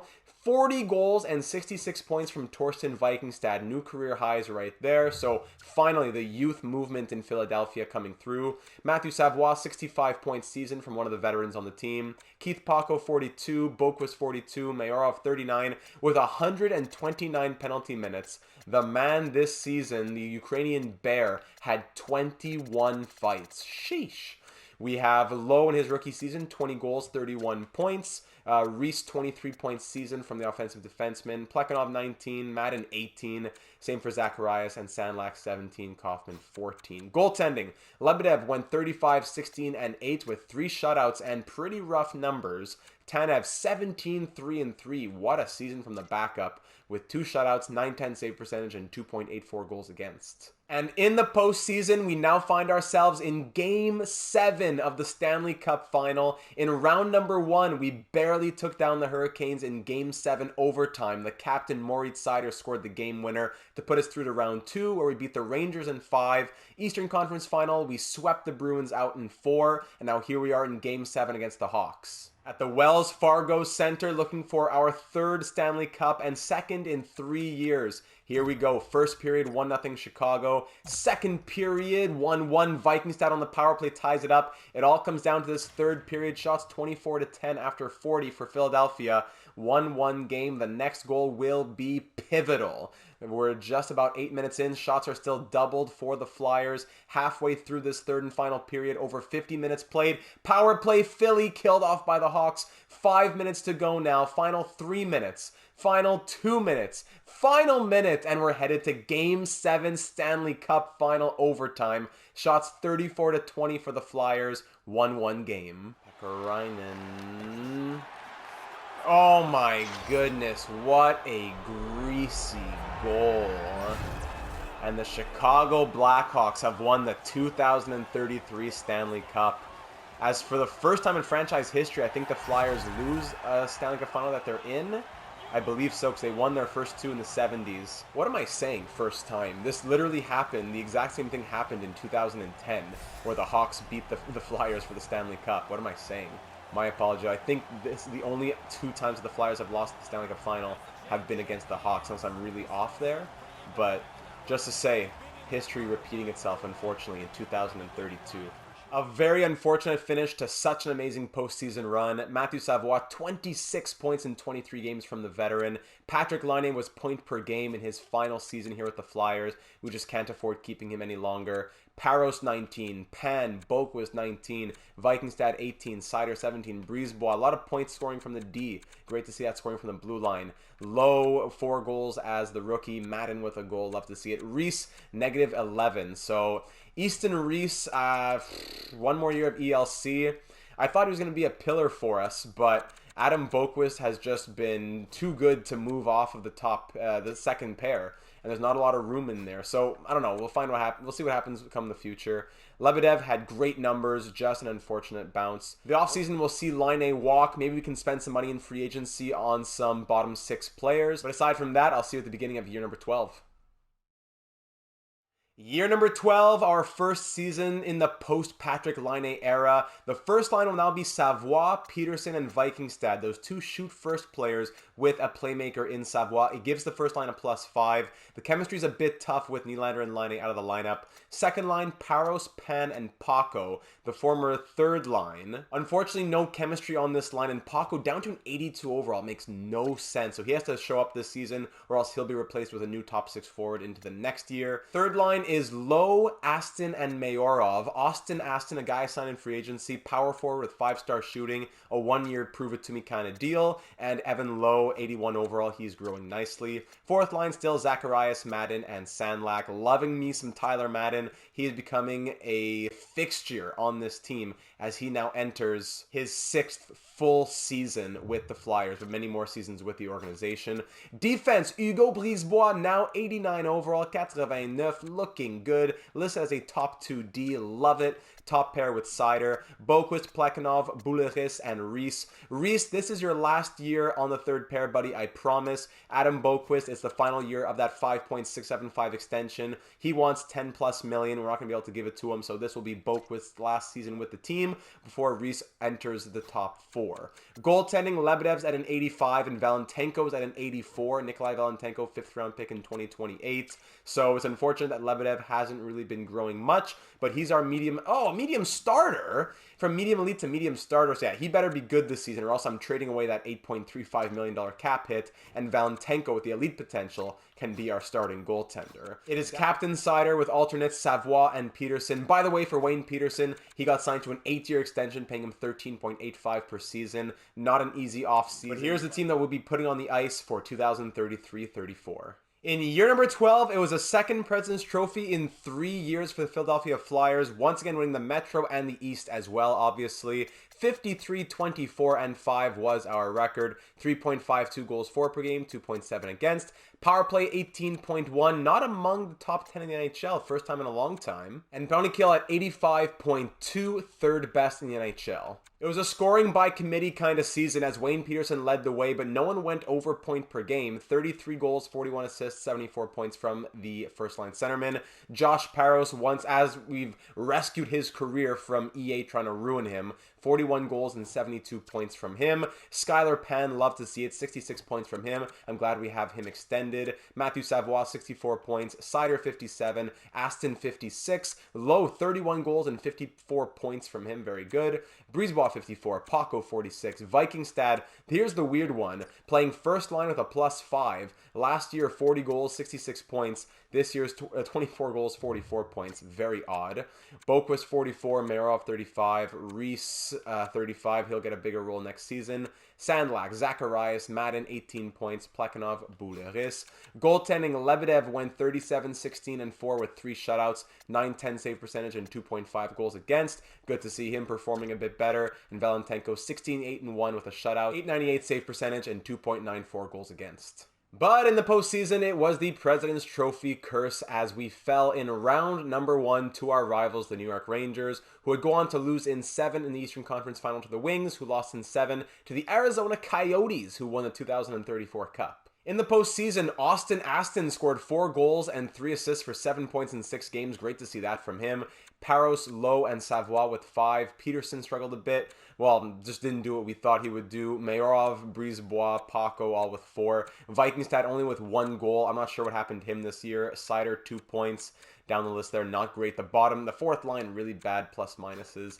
And goaltending, Lebedev had an 893 save percentage and 3.25 goals against average. So I'm not sure what's going to happen this offseason. Speaking of goaltending, though, Lebedev and Valentenko won the Jennings Trophy here in 2034. That's Lebedev's second. And also, Frank J. Selke going to Wayne Peterson, the first of his career. Not even one of his better seasons, but I guess it was a stronger defensive season. Congrats to him on capturing his first Selke. Aside from that, we know that Boquist will have to walk this offseason as he's asking for way more than we can pay. We have 4.945. He wants 11 plus. So he was an amazing acquisition for us coming from the Blue Jackets. The last, 5-6 years that we had him were very fruitful. He got a Stanley Cup ring and had very strong offensive seasons, always between 42 or 63 points. Very, very good to see there. Reese will take a step up this next season. He got signed to a 7-year extension, paying him 7.7 per year. Year number 13, and the Flyers continue to change. There are some weird overalls here, as the first line is Savoie, Peterson, and Vikingstad, but they are 85, 87, and 86 overall respectively there, with the +5, so hopefully they can do better than last season. Second line, Paros, Pan, and Kukkonen, as Keith Paco got traded away, 83 overall, costing too much money. Mika Kukkonen is a 5-star shooting power forward who can score 30 plus a season. He's costing 6.855 for 4 more years. On the third line, we have this guy, Clinton Tuzalino, second round pick in 2030, playing with Tarnstrom, new centerman, and Evan Lowe, who's on a big extension, 8 years, 5.35. So hopefully we won't have too many changes in the top 9 moving forward. Fourth line, this guy Skylar Wilde joining the team with Zacharias and Sandlak. Unfortunately, Tyler Madden no longer makes the NHL team. I really tried to make it work, but now down at a 73 overall, it's very hard to rationalize him playing on the fourth line. But I'm very glad he got his career with the Flyers. We called him up from the AHL. He ended up being a fixture on the fourth line.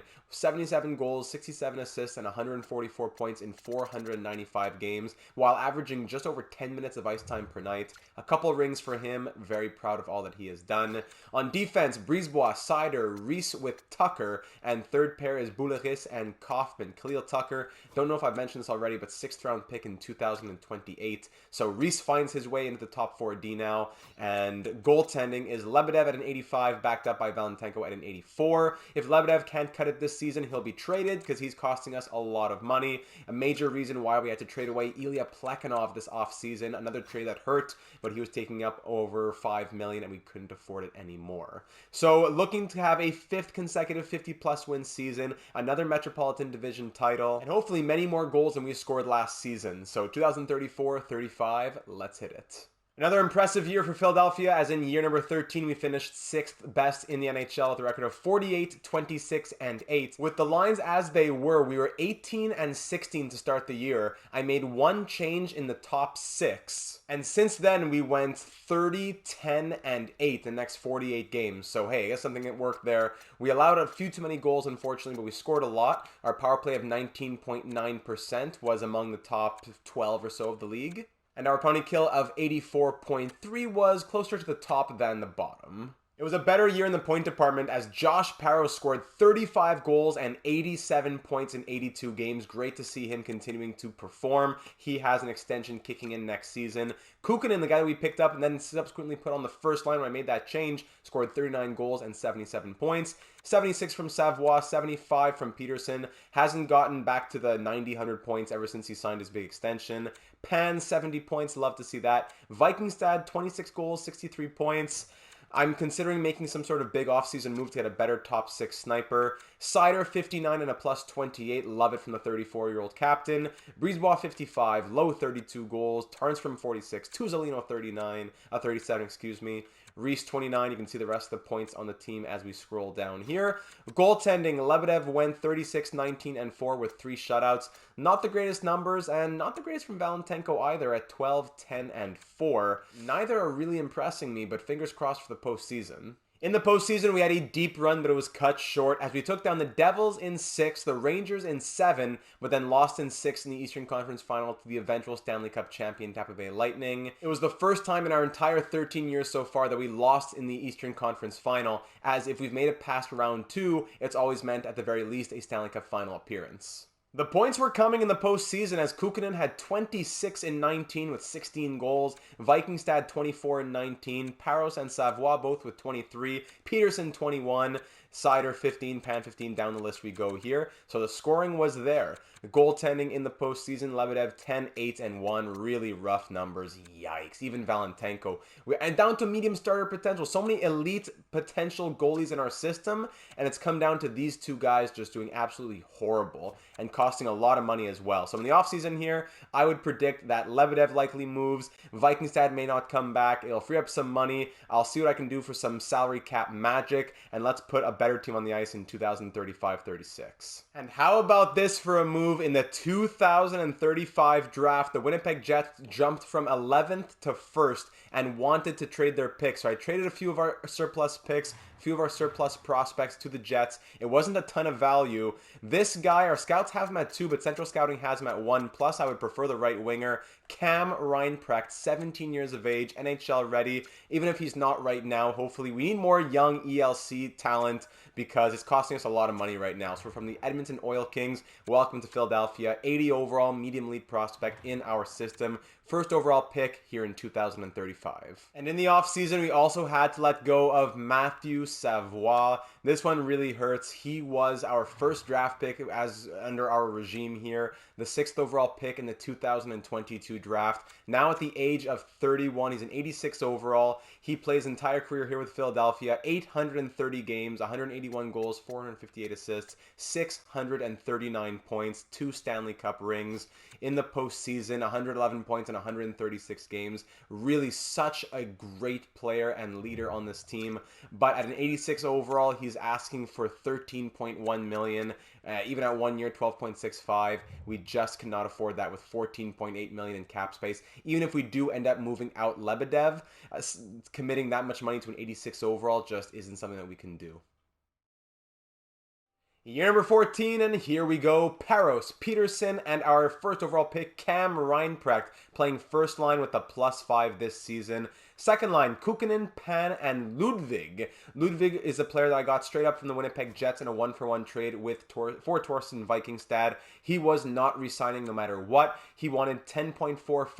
I was offering him 10.75. 11 million. He was still saying that it wasn't enough. He ended up signing for like 12.75, which was not unreasonable, but he wasn't signing no matter what I offered him, and I wasn't going to keep playing games all off season. It was deep in August, and I said, just get out of here. Anyways, third line, Tuzolino, Moen, Kenny Moen, a guy I signed, 44 goals last season, signed him in free agency, 1-year deal, and Evan Lowe. Fourth line, Wild, this guy Murs and Zacharias. Defense is still Brisebois, Sider, Arthur Granado, a player we wanted to draft back in 2026. We missed on him, but now we have him a few years later, 3-year contract, playing with Easton Reese, and Bouleris and Kaufman still the third pair. Goaltending, Lebedev got just 8 point whatever million, goodbye. Nikolai Valentenko is the starter, but he now has medium starter potential. A guy with medium elite potential, Andrei Denisov, 4th round pick back in 2030. 2 Belarusian goaltenders here for us as the 1-2 punch. And we also have Tony McEachran in the system, 2nd round pick in a few years ago. He'll be coming into the system and to the NHL very, very soon. Our captain, of course, is still Moritz Seider, with the alternates now being Peterson and Paros. A lot to prove here in year number 14, so let's see what we can do. Another top 10 finish for us here in year number 14 as the Flyers finish 4th best in the NHL with 101 points. 47, 28, and 7 was our record. Solid goal scoring differential there. 21.3% on the power play for 3rd best in the NHL. And pounding kill of 85.9 tied for 4th best in the NHL. Mika Kukkonen has been a fantastic addition to this team as he scored 52 goals and 82 points in 82 games this season. He has 2 more years on his contract. I've loved having him.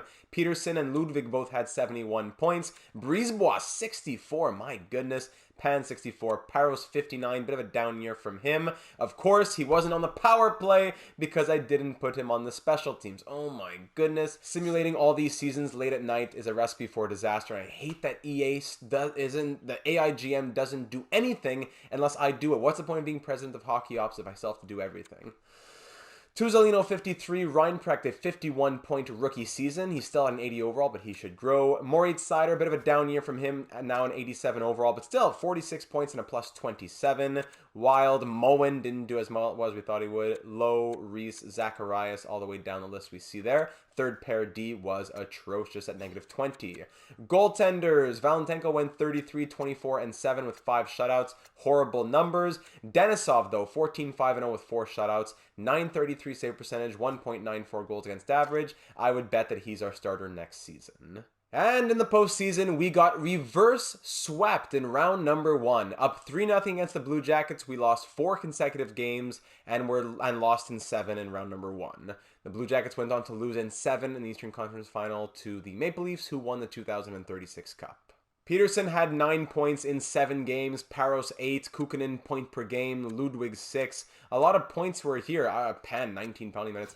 I don't know what happened. I guess it was the goaltending, as there he is. Good job, Valentenko. 3-4-0, 869 save percentage, 4.04 goals against average. What has been with the goaltending in this Philadelphia goaltending curse? We had that one monstrous year from Thatcher Demko, and that's about it. Our goaltending has been so inconsistent. Also, shout out to William Nylander and Patrick Laine, who both retired in 2036. Nylander at the age of 40 with 1,428 points and almost 1,600 games played. Patrick Laine with 621 goals in 1,581 games, retiring at the age of 38. Congratulations to them on great careers, mostly with the Flyers. All the best in retirement. Year number 15, first line here in Philadelphia, Ludwig, Peterson, and Reinprecht up to an 83 overall for his sophomore season. Peterson down to an 84 makes absolutely no sense. The guy just keeps scoring. We're paying him a ton of money. He was up to an 89, now he's an 84. I do not get that. Second line, Paros, Kukunin, and Tuzolino. Third line, Lowe, Penn, and Kovusari. And fourth line, Muir, Zacharias, and Stankoven. Defense, still Brisebois, Sider, Granado, Reese, Bulikis, Kaufman. And goaltending is 85 overall, Andrei Denisov, thankfully still with his elite potential. Backed up by Tony McEachran, who was our 48th overall selection in 2033 from Bosnia and Herzegovina, which is a really cool nationality to see here in franchise mode. I'll also be more hands-on with the special teams this year, so hopefully we'll see a good distribution of scoring here in 2036-37. And by the way, for the coaching staff here in year number 15, Claude Giroux is now our associate coach as a B-rated coach, and beside him as the assistant coach is the newly retired Patrick Laine, who is back in Philadelphia now as a part of our coaching staff. So great to have two franchise legends, Giroux and Laine, still helping as a part of the organization. In year number 15, we did not finish top 10, but 11th place isn't too shabby. 94 points and a record of 44, 32, and 6. Scoring a lot, but getting scored on a bit too much. Power play of 24.7 was best in the NHL, and penalty kill at 83.6 was somewhere around the middle. Kukunin continues to lead by example, 83 points in 82 games from him. Ludwig 79, Peterson 32 and 32 for 64. Reinprecht in his sophomore season 64 as well. Paros, another player who scored 64. Sider 63, he still got at the age of 36. Pan 52, 58, Brisebois 52, and down the list here for the rest of the point totals for anyone that you may be curious about. Goaltenders, let's see, Denisov went 34, 30, and 4. No one can be a good starting goaltender, I guess. 894 save percentage, 3.07 goals against, 85 still medium elite, and McEachran had pretty solid numbers and may even be the starter for next season. In the postseason, it was another trip to the Eastern Conference Final, our second in 3 years, as we took down the Islanders in 6 in round number 1, the Blue Jackets in 7 in round number 2, were then dropped in 6 to the Canadiens, who would go on to lose to the Dallas Stars for the 2037 Cup. In the postseason, Kukunin continues to lead, 18 in 19 for him. Paros, Peterson, Sider, Reinprecht, a lot of good contributions from the team. Was it the goaltending that fell apart? Let's see. And Denisov, 10, 8, and 1, 2 shutouts. Not horrible from Denisov, just some bad luck, I suppose, as the Canadiens took us down in the ECF. No awards for us, but shout out to Adam Bokus, who won the Norris Trophy over on the Detroit Red Wings. Love that man. But we want to win hardware of our own with just 5 years left here in Philadelphia. So let's see what we can do in the offseason and get ready for 2037-38. Year number 16 and the overalls are still very odd. Wayne Peterson, how is this guy an 82 overall? I don't get it. But as long as he keeps producing, I suppose it doesn't really matter. He's playing first line with Ludwig and Reinprecht at an 86. Second line, Tuzolino, Kukunin, and Paros. Third line, Lowe, Pan, and Nick Suzuki, who we signed in free agency, a 1-year, $5.5 million deal. Fourth line, Kovusari, still struggling on that. Zacharias and Murs. Defense still hasn't changed for quite a while now. Brisebois Brisebois, Seider, Granato, Reese, Bouleris, and Kaufman. Goaltending is Tony McEachran, the 48th overall pick in 2033 from Bosnia and Herzegovina. 2 more years of an ELC for him. He's backed up by Andre Bodie, another medium league prospect.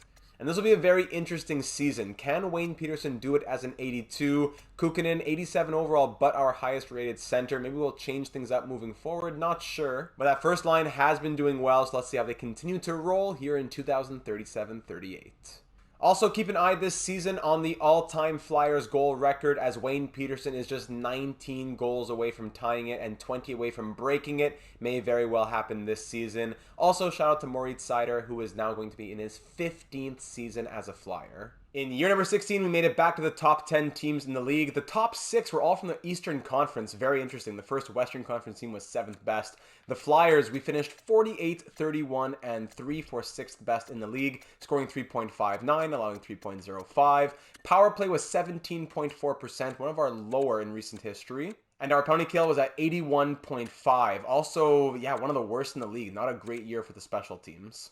In the point category, it was another great season from Mika Kukkonen, who put up 53 goals and led the team in points with 86 and 82. Ryan Precht in his 3rd season went point per game. Ludwig 76, Paros 75 with 35 goals. Wayne Peterson 30 goals. He may have held the franchise scoring record for a little bit, but Josh Paros, now with 433 goals at the age of 32, is now the all-time leader in Flyers history for goals scored. Pan 66, great season from Suzuki, 58 at the age of 38. Brisebois 51. Moritz Seider at the age of 37, now an 80 overall, scoring 51 points. Love to see that from the captain. The rest of the point totals we can see here as we scroll down. Goaltending, the rookie Tony McEachran went 41, 24, and 2 from Bosnia and Herzegovina. 2 shutouts, 899 save percentage, 2.88 goals against average. Not the greatest numbers. Bodie backing him up wasn't amazing either, but fingers crossed here for the playoffs. In the postseason, we fell in round number 1 to the Pittsburgh Penguins. We did not get eliminated by Pittsburgh since 2026, so it's been a while since Pittsburgh's beat us in the postseason. It was a 7-game loss to Pittsburgh. They went on to the Stanley Cup final and lost in 6 themselves to the LA Kings. In the postseason, Kukkonen was point per game, Pan with 6, Suzuki with 6, that was great, Seider 5, the older players leading by example, but some disappointing performances there that did not come through. And the goaltending, Tony McEachran was not great either.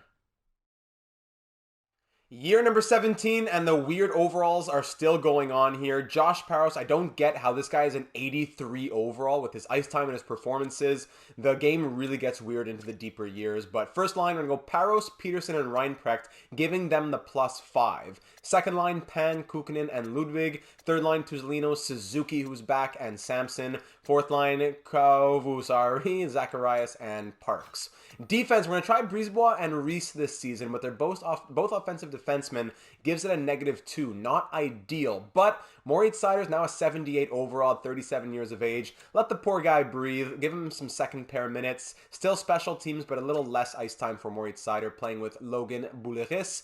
Third pair, Daniel Gervais and Andre Pinault. Goaltending, it's 88 overall Tony McEachran, backed up by 84 overall Andre Bodie. It's been over a decade since we've won less than 43 games, so hopefully this team can have another successful season here in Philadelphia, and 2038-39 can be a deep postseason run. A top 5 finish in year number 17. We haven't won the Metro in a while, but we have very consistently been at the top of the NHL. Another weak year in the Western Conference, and the East is just tearing it up. The Flyers go 46, 26, and 10 as we get 102 points, scoring 3.67, allowing 3.13, a bit too much. Power play at 20.1% among the top 10, and penalty kill at 83.6, somewhere in the middle, but closer to the top than the bottom. A fantastic season from Cam Reinprecht as the first overall pick just keeps getting better. 31 goals and 101 points in 82 games from the 21-year-old, 88 overall. Josh Paros, he's still at an 83, doesn't make any sense, but he scores 88 points, thank you very much. Kukkonen, 87 points and 55 goals. Ludwig Peterson, 70, very nice. Pan, Brisebois, Samson, Parks. Moritz Seider, he still got it. 32 points and a -4 from the 38-year-old. Now a 77 overall. Likely his last season. Tough year from Suzuki. Didn't do as much as last season. Goaltenders, McEachran went 39, 20, and 5 with 3 shutouts and half-decent numbers. And Bodie went 7, 6, and 5. In the postseason, it was our third first-round exit in the last 4 years and fourth in the last 6 years, as the Devils took us down in 6 games and went on to lose in the Eastern Conference Final to the Canadiens, who lost to the Seattle Kraken, who won their first Stanley Cup here in 2039. In the postseason, Ludwig was amazing, 9 points in 6 games. Reinprecht, Peterson, Kovasari, who I still can't pronounce, all pulling their weight. But Easton Reese, no points from the offensive defenseman. It's been very odd for him recently. Moritz Seider, likely his final season with us, 2 points in 6 games here in the postseason. And McEachran, 2-3-1 with horrible numbers. We also won our first piece of hardware in a very long time as Josh Parros captured the 2039 Lady Byng Memorial Trophy. And at the time of his likely retirement here in 2039, Moritz Seider will go out with 1,303 games played with the Flyers, just 50 games shy of the franchise record held by Claude Giroux. And although we can't see the number of goals that he's scored, as the current goals leader is Josh Parros, we do see that he scored 778 assists through his 16 seasons with the team. And there it is, making it official. In 2039, Moritz Seider calls it a career. 1,467 games played, 169 goals, 844 assists, 1,013 points in the NHL. Our captain for about a decade's time. He spent most of his career here in Philadelphia after Detroit disrespected him and we picked him up from the Red Wings. In the postseason, he was a scoring machine, 30 goals and 110 assists for 140 points in 190 postseason games. 2 Stanley Cup rings, 1 as captain. Moritz Seider, thank you for your service and we will miss you. 2 Stanley Cup rings, 1 as captain, 2 Norris trophies, his highest scoring season being when he scored 70 plus points twice. It's hard to put into words how dominant Moritz Seider was, and we will miss him very much. All the best in retirement, Captain.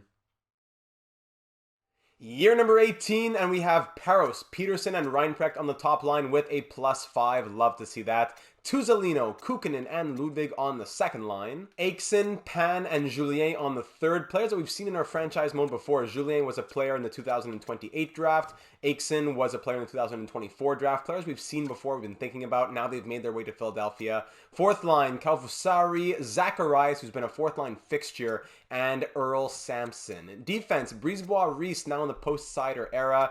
Bouleris and Mayer with Strome and Gervais. Just defensemen, like a 78 overall costs like $6 million in free agency. So you really got to wait it out and try to get someone good. McEachran wanted way too much money for the numbers that he was putting up. So Bodie will continue to play here in Philadelphia. And we signed Serge Giguère, former Flyer draft pick in 2026. Found his way back to the team. He had really good numbers. So with a reputation to uphold and many players who want to still continue to score, but no longer being guided by our captain Moritz Seider, we move into a new era here in the final 3 years in Philadelphia. Our captain moving forward will be Mr. Philadelphia, Josh Parros, who's been here since the beginning of his career, with his alternates being Wayne Peterson at the age of 35 and Hugo Brisebois at the age of 32. 3 of the players who are probably the biggest pillars on this team in terms of years of service. But of course, many other players like Kukkonen and Pan have been here for a long time as well. So let's see who can carry their weight and propel us to another deep run, hopefully another first round exit in 2039-40. Year number 18 was incredibly successful, as for the first time in 6 years we won the division, also the conference, and also the President's Trophy, the Triple Crown. The third time that we have achieved this Triple Crown, and the first time, as I just said, in 6 years. 52, 20, and 10 was our record. 3.84, 2.8 against, a very solid 1-goal ratio. Power play of 20.9%, 4th best in the NHL with these laggy menus. And penalty kill at 87.7, tied for best in the NHL. In the points, great season here from Cam Reinprecht, another 100-plus point season from him. Kukkonen, 50-plus goals, 96 points. Parros, 83 points in 82 games from still an 84 overall, but whatever. Peterson, point per game, 46 goals and 82 points. Love to see it. Ludwig, 81 and 120 penalty minutes. Shout out to you. Tuzolino, 79 points from the 80 overall Clinton. Tuzolino, easily a career high right there. Julien, 53. Pan, 50. Brisebois, 42. And down the list we go here with the rest of of the team totals. Looking at the goaltending this year with the tandem that we had, Giguère 27-6-6 with 2 shutouts, Bodie 25-14-4 with 1 shutout, and both goalies at 900 save percentage or above. Hey, we'll take it. In the postseason, we had a deep run going all the way back to the Eastern Conference Final for the first time since 2037, but unfortunately we fell in 5 games to the New York Islanders, who went on to lose to the Winnipeg Jets. We took down the Devils in 7 and the Blue Jackets in 5, but then fell in 5 ourselves. In the postseason, players are performing. Reinprecht 22 points, Parros and Peterson both with 14. Kukinen's the one maybe who struggled the most, only 6 goals when he usually scores, 55 or 60 in an 82-game season, only 6 and 17 here. The rest of the points down the list here, you could take a look at if you would like. And for the goaltending, it was Giguère getting most of the starts. Yikes, even Bodie played a little bit, but yeah, mostly Giguère, and he did not have good numbers. Another solid year here in Philadelphia, but with just 2 years left, we would love to get another Stanley Cup. Retiring in 2040 is Wayne Peterson at the age of 36, still an 84 overall with another year on his contract, calling it a career. 1,391 games played, 593 goals, 639 assists, 1,232 points. What a career from him. Playoff stats in 191 games, 87 goals, 89 assists, 176 points, and 2 Stanley Cup rings. A huge part of our franchise here in Philadelphia. We got him from the Rangers. He was an RFA who didn't get signed, a first-round pick in 2022. We signed him up, and we never looked back. Also retiring, we see created players Josh Allen and Snoop Michael Oliver, 1,800 points, over 1,200 goals. What an insane career from Snoop Michael Oliver. But just so crazy to see Peterson retiring, one of our main pillars on the Flyers. It clears up a roster spot and a lot of money, so we'll see what kind of decisions can be made headed into 2040-41. Year number 19, on the top line, we have Parros, Kukkonen, and Reinprecht. Kukkonen now taking over the first line role status as an 88 overall. He was a first round pick with Nashville back in 2027. We've had him for quite a long time. I made a trade with Calgary. I believe it was a trade where we offloaded one of our medium league goalie prospects. I'm forgetting what the trade was now, but he's been here since 2034-35, and he's been a goal scoring machine with us. He's getting paid a lot of money to do so. Second line, Ludwig, Pan, and Tuzolino. Third line, Julien, this guy Chubasov, and we signed Jesper Malmstrom, one of our enemies from the Pittsburgh Penguins, who was probably one of the biggest reasons we got eliminated in 2026. And on the fourth line, Aikson, Zacharias, and Kovasari. Defense, this is where the money was spent. Jalen Stone, a 90 overall two-way D, third overall pick in 2032. A huge price tag on him. That's just what defense costs here in 2040. $17.225 million to play top pair with Hugo Brisebois. Second pair, Bouleris and Reese. Reese just hasn't been the guy that we thought he would be. And Mayer and Strome on the third pair. Goaltending still Bodie and Giguère, 285 overalls. With a couple seasons left here in Philadelphia, we got to make every season worth it, and we're coming off of a division, conference, and league title. So let's see what we can do in 2040-41. In year number 19, we keep the wins coming as we finish second best in the NHL with a record of 54, 18, and 10. Unfortunately, the team above us is in our division as the Hurricanes win the East, Metro, and President's Trophy. But we scored way more at 3.93 goals for per game. The Hurricanes had a great goals against. We were at 2.66. Power play of 20.9% among the top 10 in the NHL. If I can just scroll down there. Also, most wins we've had since the 60-win season that we had back in 2032. And our penalty kill of 85% was 5th best in the league. Cam Reinprecht, just a monster out there. 498 points in 492 games in his career. Another 98-point season here in a full 82-game season, of course. Kukkonen, 92 points. Parros, point per game at the age of 35. The captain leading by example. Pan with 75. I love Skylar Pan. This guy was a 6th-round pick. He's been doing amazing. Coming to recap his career. Tuzolino, 70 points. Clinton.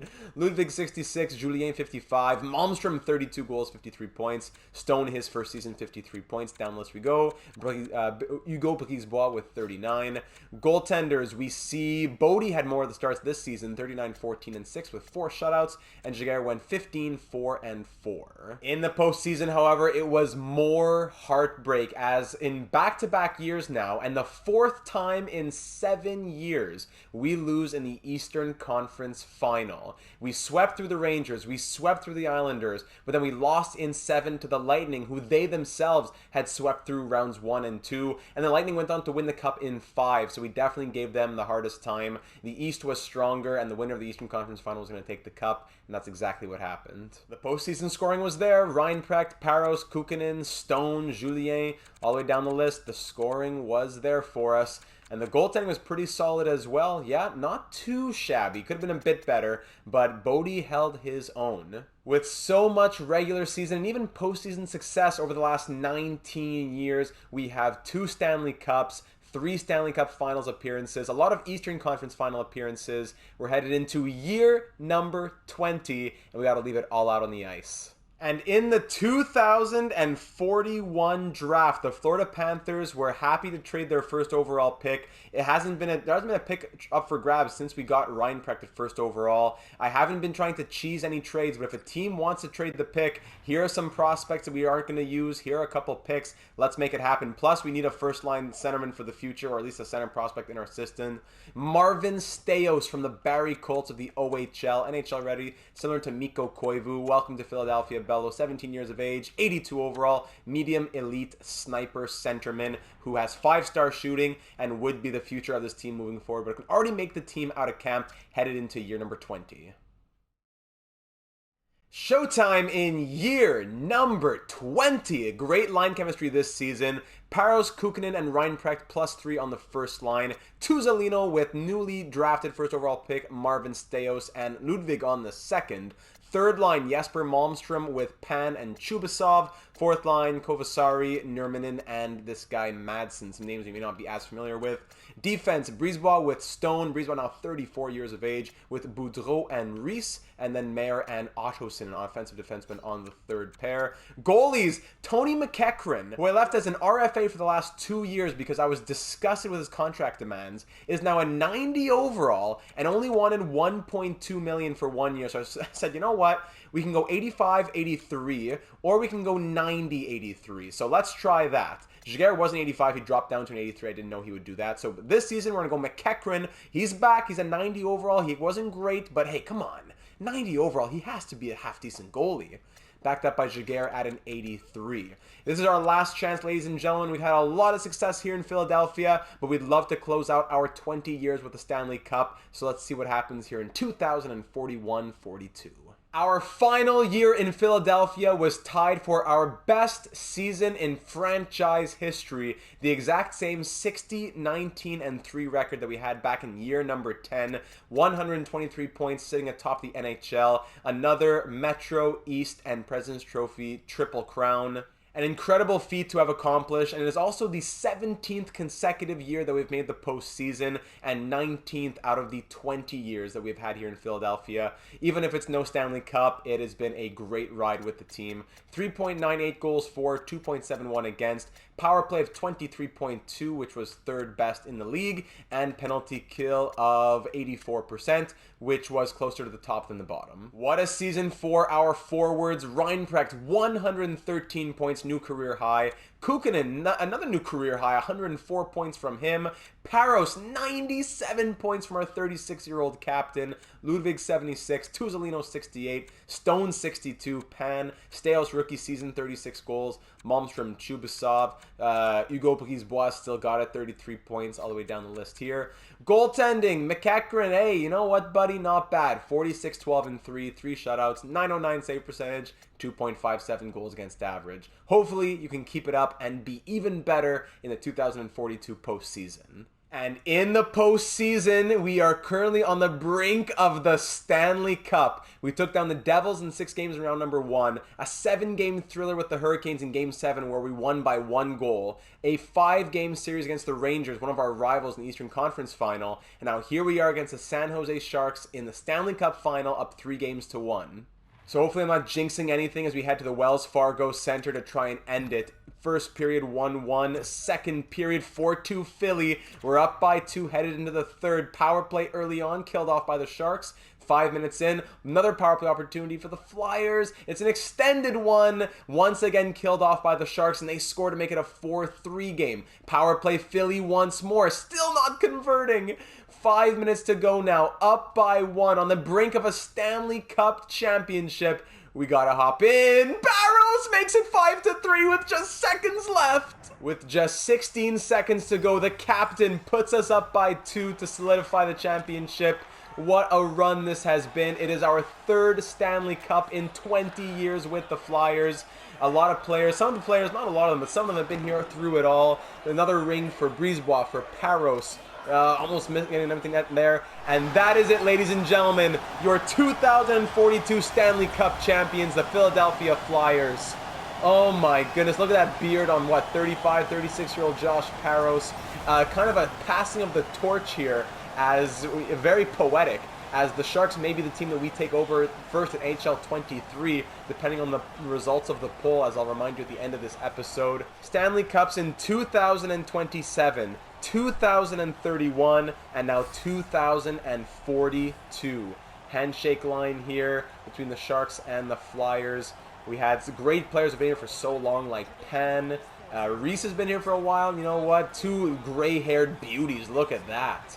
Wearing Risto's old number 70. After back-to-back years of Eastern Conference Final exits, we haven't made the Cup Final since we lost in 7 in 2033 to the Hawks, but we're back, and this time we take it in 5, at home in front of the home fans as well. Some great hair out here. The Conn Smythe going to Kukkonen. Look at this guy. He's the gray-haired beauty. Mika Kukkonen, who's been here for so long with an A on his jersey. Forgot to mention that, with an A on his jersey with Peterson gone. Well earned. And now to receive the Stanley Cup for his 3rd ring, but for the first time as captain, it is Josh Parros, a mainstay on this team, number 25, captain of the Flyers, the first captain to raise the cup at home since Claude Giroux, and Parros raises it in front of the Philly faithful, here with the Philadelphia Flyers. Claude Giroux behind the bench gets a ring, Patrick Laine behind the bench gets a ring. Just so poetic in so many ways. I believe this is Hugo Brisebois. No, it can't be 70. There's no A on his jersey. But getting the Stanley Cup first from Parros was Ludwig. Brian Ludwig, who's been here for so long. He's been another mainstay in the top 6. Getting a Stanley Cup next, can't quite see there. It is Boudreau, one of our defensemen. And the last player now to raise the Stanley Cup. He didn't play for a couple years. A lot of disgruntled relations between the Flyers and Tony McEachran. But the goalie from Bosnia and Herzegovina raises the Stanley Cup over his head. The 90 overall. He did his job and he got his Stanley Cup ring. Ladies and gentlemen, pile in here. Is that Claude Giroux in the top left? There he is. There he is. Ladies and gentlemen, snap a picture. It's a good one and it'll last a lifetime. It was a very well-deserved Conn Smythe for Mika Kukkonen as he scored 18 goals and 33 points in 23 games. Reinprecht had 29, Parros 22, Tuzolino, Pan, Stone all with 17, Staios the rookie 16. What a season from the Flyers. Goaltending, we saw McEachran go 16, 6-1 with 2 shutouts, 915 save percentage, 2.61 goals against average. Good enough to get the job done. Down the list here, if you're curious about other scoring, Malmstrom gets a Stanley Cup ring here with the Flyers. And down the list we go. Brisebois, 13 points from the veteran on the blue line.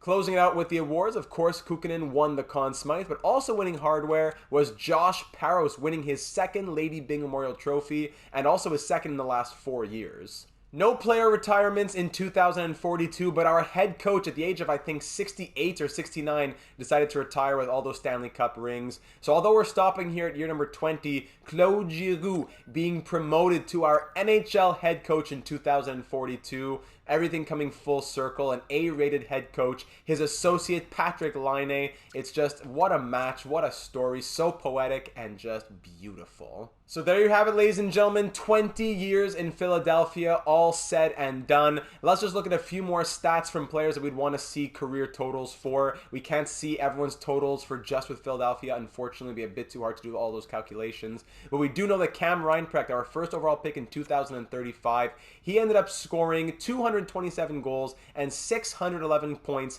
in 574 games, just getting better every single year. He is going to continue to be a monster in Philadelphia for years to come. That's why we're done after 20 years, but we're setting up Philadelphia for much success. We're not winning cups and saying, you figure out how to do the whatever salary cap issues down the road, whoever takes over the job. No, this team is still set to succeed and win for years to come. Mika Kukkinen coming off a career high of 104 points. He has been amazing with Philadelphia. Good for point-to-game plus every single season, aside from his first where he scored 77 and 82. Every other season was point-to-game or much more into the 100-plus points.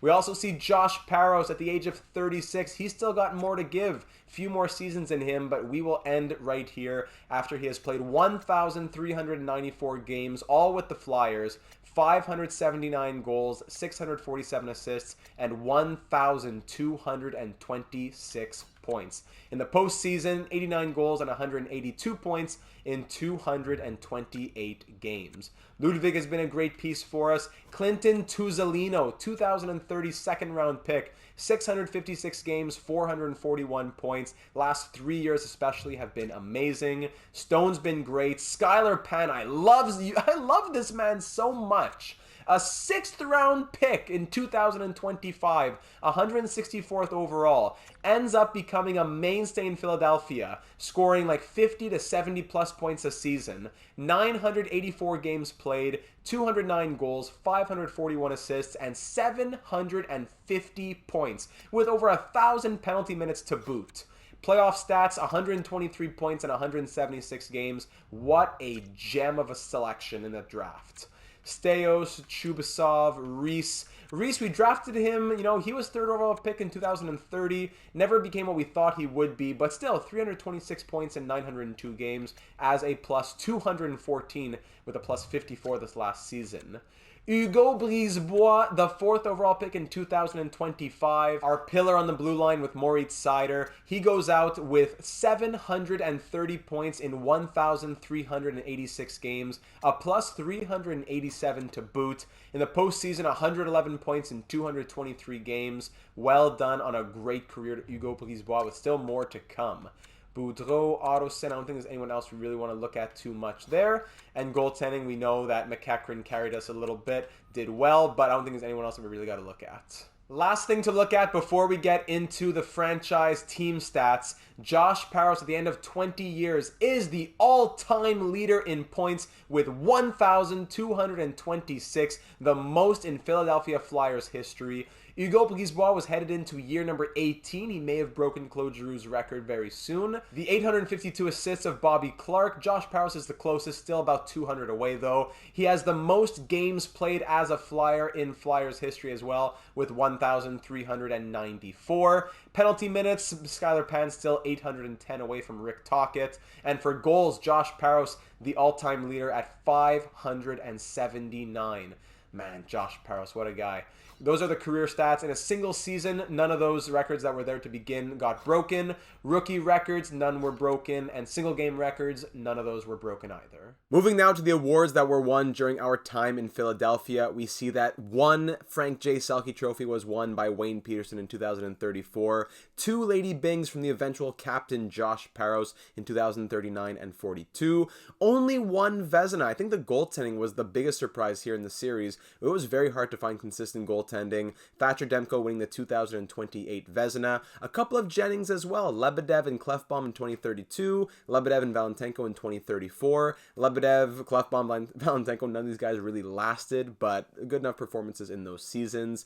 Of course, Moritz Seider, 2027 and 2031. 2 Norris trophies for our captain, and 3 Conn Smythes for our 3 Stanley Cups. Peterson, Laine, and Kukkinen in 2027, 31, and 42 respectively. I think we could have won some more awards, especially Peterson could have won some scoring awards, even goal scoring awards, but the created players, namely Snoop Michael Oliver, just had a monopoly on the Hart, on the Art Ross, on the Ted Lindsay, etc. Now we get to see the part that always excites me the most, the team stats over the 20 years that we had in Philadelphia.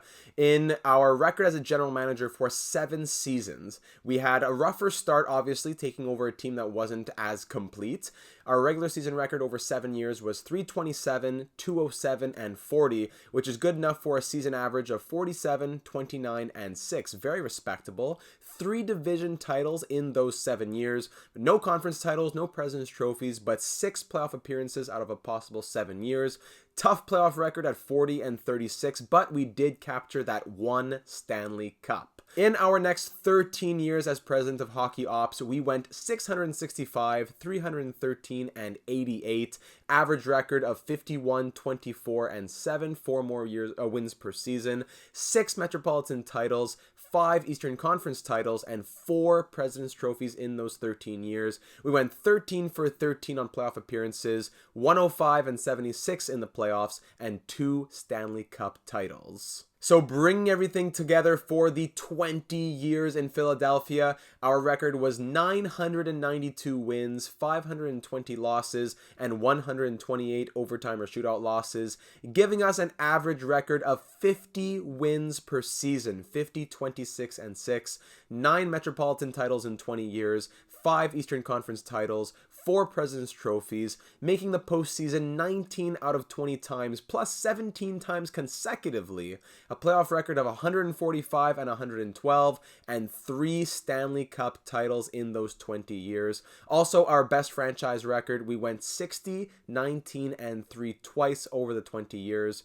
Over the next 5 years, we could have done a whole 25-year simulation, but unfortunately, it just gets way too hard to do it. The salary cap is not high enough to account for the prices that players are asking for. 81 overall D-men want $8+ million. Players never want to re-sign. The scouts are not doing their job. It just gets really difficult later into the franchise mode. And as well, I wish I could have taken that really hands-off approach, but as we saw that 1 or 2 seasons where we didn't even do the power play, the lines, the scoring fell apart. So it was taking well over an hour per season to do all this simulation. So as much as I would have loved to see 5 more years in Philadelphia, I think 20 years was a good stopping point. So as is always the case with these finale episodes, it has gone long enough. I will stop it right there. Thank you, ladies and gentlemen, for your attention in this video and in this series. It was a blast. We really went quickly to get through 20+ episodes in the short amount of time, but it was a real blast here in Philadelphia. I'm glad that we were able to put the Flyers on such a fantastic trajectory moving forward. We didn't end 20 years in a terrible spot. We ended 20 years tying the franchise record of 60 wins. So the future is bright in Philadelphia, greatly in part to the assistant general managers. Whether you were a part of it, commenting on YouTube, on Discord, liking, watching, whatever it was, I appreciate your involvement in this series, and I hope that you will also involve yourself once again, and we will to see you in our first series in NHL 23. We don't know which team it'll be with yet. The poll is still running. So if you haven't voted yet, go and check the pinned comment in the comments section. And of course, leave a comment. What did you think about the 13 years of simulation that you didn't get to go through slowly? Who was your hero? Who was your biggest disappointment? What was the coolest part of it all? So many fun things were happening in between that I couldn't highlight all of it. Like there was a guy named Bear Pacioretty who had 50 fights a season. It was just like, there's all kinds of fun things that happened, but I couldn't bring you through every single step of it. We're already at like an hour and 45 plus. If you'd like to leave your appreciation of this series in any way, it could be a like, it could be a comment, it could be a subscription, a donation. NHL 23, that's my one time a year where I'll just remind you that I do have a link in the description for donations. If you'd like to donate through PayPal, all of that goes to NHL 23. And if there's extra, hey, it'll go towards NHL 24. But regardless of what you can do, I appreciate you taking the time to enjoy the series. It's free entertainment. We're having a blast, and I'm glad that we've been able to do a lot with Seattle and Philadelphia in NHL 22. So once again, thank you for your time both in this episode and in this series. Wishing you all the best. I hope that you'll enjoy the hockey season. NHL 23 is around the corner, so be sure that you are subscribed not to miss out on franchise mode, career mode simulations, and much, much more. Also, let me know in the comments what kind of content do you want to see in NHL 23 in particular. Live streams, videos, and much, much more coming your way. Join the Discord server if you haven't already. We'd love to talk more there, and I will close it off. Thank you for taking the time, and I'm looking forward to seeing you once again in NHL 23.